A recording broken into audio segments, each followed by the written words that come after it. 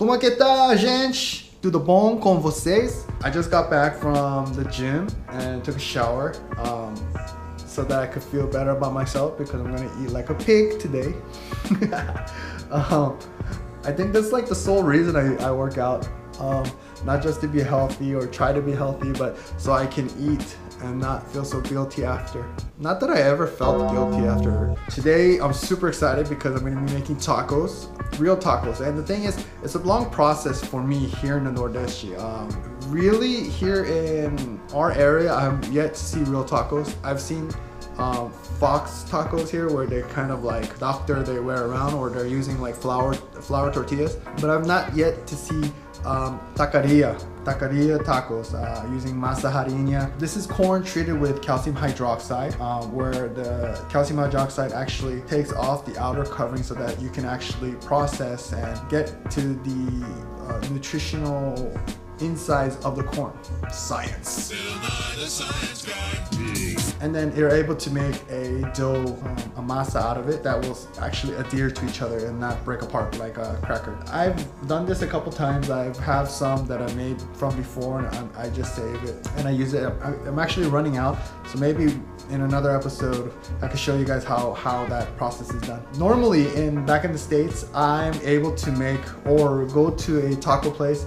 There's like one every other corner where I live, and tacos aren't that expensive. They're real cheap. I saw tacos, fake tacos here. Is that a bug? Oh my gosh, there's a bug on my camera. Oh my god, that's so gross. Ew. Yesterday I made a hot sauce, 2 kinds of hot sauces, and I braised some beef and some lingua jiboy and some beef to make barbacoa. It's like a braised Mexican style beef. It's chilling right now, and we'll bring that out a little bit later to make our tacos. But first, I have to make the dough. Like I said, it's a process. I'm used to just buying tacos or making it real fast. That you can just go to any store. We have a store in the United States called the 99-cent store, and you can literally buy a packet of tacos for 99 cents. They're already made. They're not that very good, but when you want a taco, you could just get one like that. Oh my god, there's another bug on my camera. What are these? What are you? Ew. Are there more? Okay, anyways, here it's a special treat for me because I have to make farina. I have to make the dough. I have to make pretty much from kernel to the dough to the meat to the sauce, everything I have to make. Let's do it. I have my corn that I processed the last time I made a batch. A kilo of corn crack.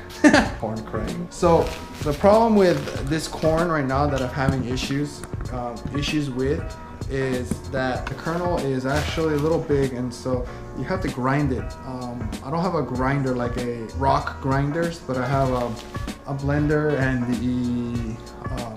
a food processor, so we're just gonna have to do it like that. It's dry. I try to bring it down a little tad bit so that it can make more like a farina, more of a masa, flour, farina fino.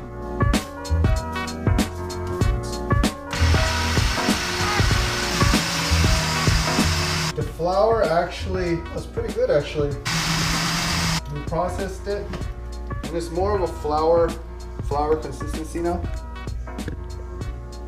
And what we're gonna do now is I'm going to change it over into a food processor, and then we're gonna add the water and let it just run, and it should start making into dough. This part is kind of you gotta be careful because you don't want to add too much water into your flour. It's got to be a right balance of water to corn, because you don't want it to be too wet or you don't want it to be too dry. So this is where like you can kind of mess up.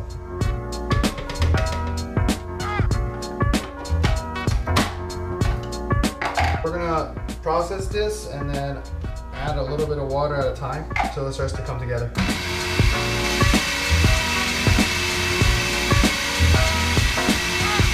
I know some of you guys are gonna be like, oh, that's not really how you make it. You have to use the grinder, but this is what I got. So you can see the dough coming together, which is really a good sign. So as you're kneading the dough, you're looking for the consistency of kind of like a Play-Doh. Do they have Play-Doh here in Brazil? So this farinha is not as fine as massa harinha. I guess you could say it's more rustic, more casero. So you got a nice clump of dough right here, nice and supple. And what we're gonna do is we'll let it sit. I'm gonna cover it, just let it hydrate, let all the corn get all that moisture, and then we'll be able to start making the tortillas. We'll let that sit for about 30 minutes. Since we're making tacos, why not have something to go along with the tacos? Sweetie, I'll be back, okay? Continue watching your Yu-Gi-Oh! Follow the heart of the cards.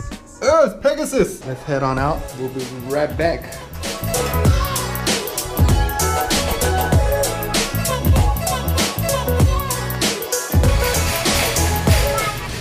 Let's see, what am I here for?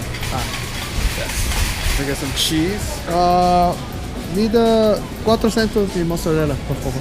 Obrigado. Alright, let's look. Please have some. Bam, found some. How much is it? So these are $5.99. Kind of pricey. What do? We're going for original Mexican food, so gotta pick it up, right? From Corona.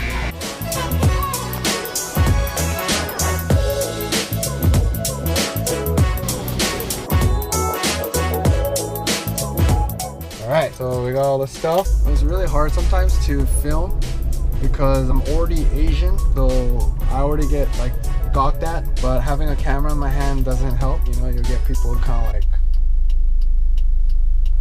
but fazer o quê, né? Eu estou mostrando vocês minha vida com tacos. So, about all this stuff, and now, first things first, make the wife happy. Just remember, happy wife, happy life. What we're gonna do is, I want to get all the vegetables all chopped up and ready to go. When you eat tacos, cilantro and onions, right? That's all you need. Some hot sauce and you're good to go. So, chop that up and then we'll work on the dough right after. We're checking the dough. Let me show you guys. One thing that I can give a little tip from doing this a couple times, you can always add more of the farinha to, if it's too wet. If it's too dry, just add a touch of water and just kind of knead that in. When you start pressing them out to make the tortillas, then you'll know for sure. Let me introduce you to my tortilla press.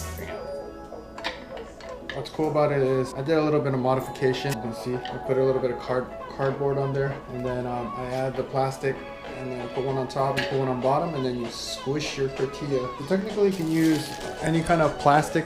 I like using these clear plastic bags that I get very cheap. People use Ziploc bags, but here we're in the Nordeste area.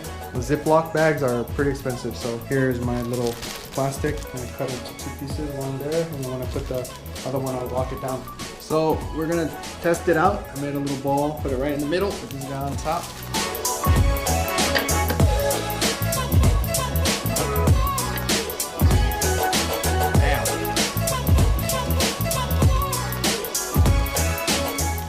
Test it on the skillet. So you want your skillet to be medium high heat. It won't stick. It'll come right off. I'll throw it on there.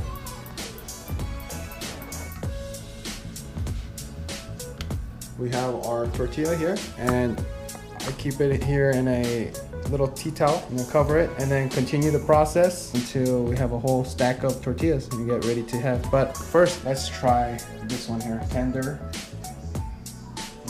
Well, you can see pliable. Oh yeah, that's good. So one thing I forgot to add was a little bit of salt, just a little. I just kneaded it in there, and then what I did was I rolled out the little balls, and then I will press them out and keep it covered so that they don't dry out. And then once you get a good rhythm, tortilla making process is really fun and quick. And then you're ready to go. Another nice thing about these tortillas are you don't need any oil. They release off of the pan once they're cooked. And then another thing is they're gluten free. So people who have celiac situation or just are trying to eat less gluten, it's a great carbohydrate, and you get the full nutrient of the corn. So for that, I'm gonna continue the process and get these tortillas ready to go.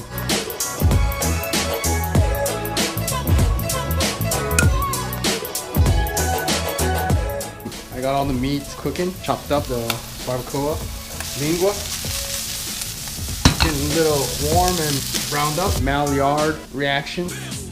I got my onions and we's about to go. So I made a pimenta sauce. Let's see here, where'd it go? I reused my bottles. It looks like ketchup, but it's not. It's Malagueta hot sauce that I fermented for 2 months, and then I incorporated some spices and other things into it to make this. I call it the King's Red. It's an ode to a Mexican restaurant out in California. The red sauce is awesome. I made another version. It's more of a creamier version. Let me set up these tacos and just eat our barbacoa taco and our lingua taco. Yeah. Okay, I'm freaking excited right now. Let's throw some onions on that baby. Let's get it. Yup. Oh my god. Oh my. I got a lime, of course. Squeezed it under. Oh yeah. Oh yeah. The hot sauce that I made. Whoop. Oh yes. Don't forget the Corona. And you have to put a little lime in there. And then flip it so the lime floats up. Whoop. Ready to go. So let's try the barbacoa first.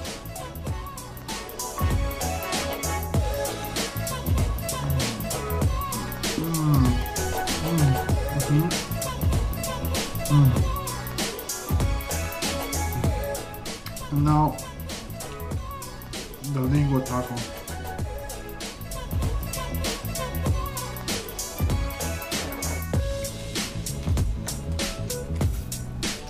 Oh my god.